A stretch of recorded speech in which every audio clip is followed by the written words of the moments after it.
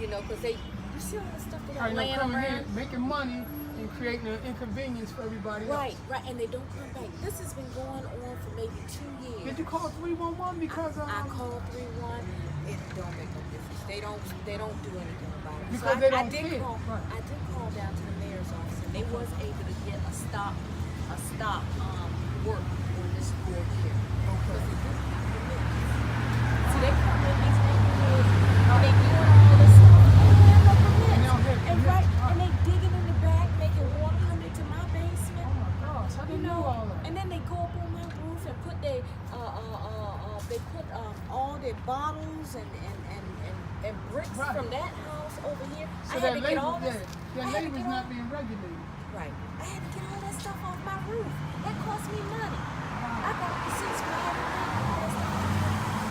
So, I mean, it's the main thing that we're working down at City Hall now is a lot of dumping that's going on in the city, but you're kind of right. I'm seeing a lot of development, but I'm thinking that housing development have these people under some type of regulations where so that they can't interfere with the people that's already living. But like you say, the problem here is they're interfering. They just took, they had temporary pipes around the back, and they were leaking water. I'm looking for my water bill really high.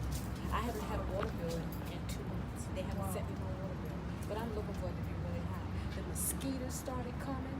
wow. You know, it's just So they just coming in here making money, inconveniencing everybody else, and getting out of Well, Dodge. see, most of these houses around you can see the thing.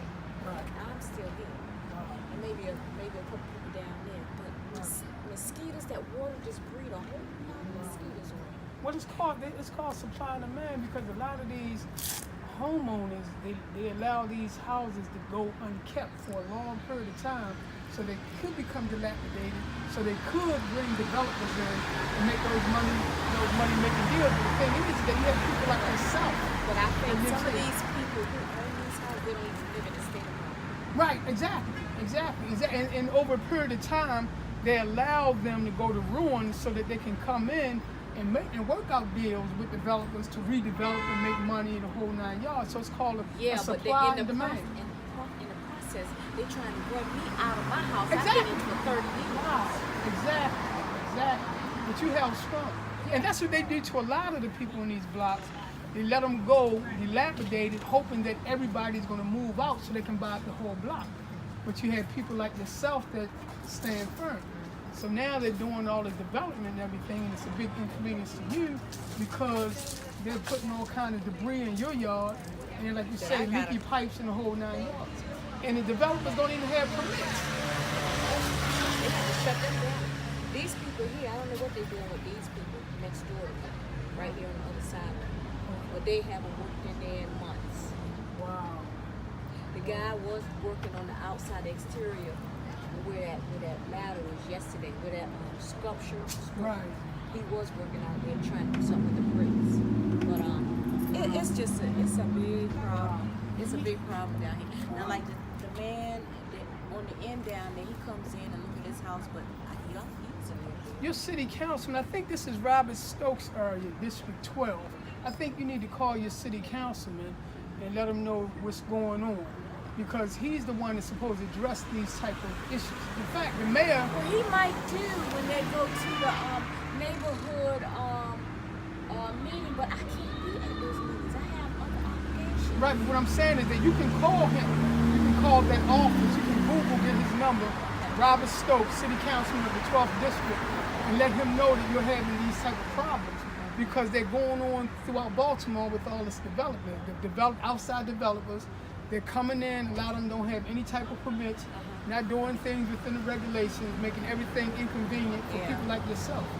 And like you say, for years they tried to drive you out by allowing the community to go to ruins, but you held firm. 30 years. Because I love my house. That's why I'm here. Wow. And just to think all the people that were driven out. Oh, because yeah. Wow. Yeah, right off this block here. Wow. I watched some of them go. Wow. Well, what I'm all Well, about... some of them was elderly, too. Which is crazy, because we had this thing called the Affordable Housing Trust Fund, and they supposed to give out loans and tax breaks for people to, you know. Yeah, I read about that. Exactly, for people for low-income homeowners to revitalize their Right, home, to right. salvage their homes, the whole Right. 9 yards. But the mayor isn't putting any money in that, and that way people can't revitalize their homes, so they're driven out because Yeah. the landlords are allowing the property to be unkept. And then if you have a whole block that's dilapidated, that's gonna mess the infrastructure of your home up. Right. And see, you see that right across there? I watched, see, all those houses mostly was empty. They were vacant. Wow. They just became, within the last year, that has just been developed. Wow. That has not been there a long time. Right, right. And that's the hustle. It's called supply and demand. You know, create a demand so you can come in and save the day and supply it. But the people that were living here, they suffered because they were driven out. Yeah, they were driven out. Those people were driven out over Driven there. out.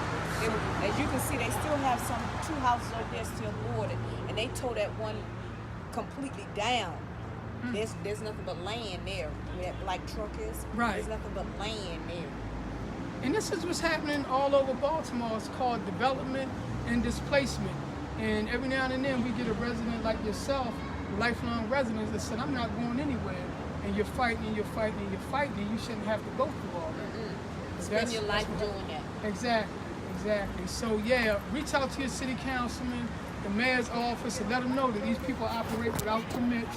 They're wreaking havoc as far as your quality of life. Yeah. Leaky pipes, whole 9 yards. Yeah, but And see, it's just they not shut fair. this person down. But if you go in the back and see all that debris that they took out of this house and put in that backyard, that's still not helping me. Right, of Because I'm course. getting bugs. I gotta exterminate for bugs and stuff like that Right. because of all that stuff that was in that house for years. Improper dumping. It's a lot of improper dumping. It's a lot of improper dumping throughout Baltimore. That's why you have so much blight. You have poor sanitation, people dumping garbage around. And the developers, they coming in making that money and leaving. And the people that were eating here, the people that were working here, they would eat their lunch. And where do you think they put their utensils and stuff after that? They put it down, like in the back. Right. They stick it right up underneath the trash. Mm. That's crazy. I mean, only farmers do this. Where'd they get that? Right. Well, it's people that do not have an invested interest in our community other than money. So Yes, once and they it's do, expressed. exactly. When they come around, it is expressed. And they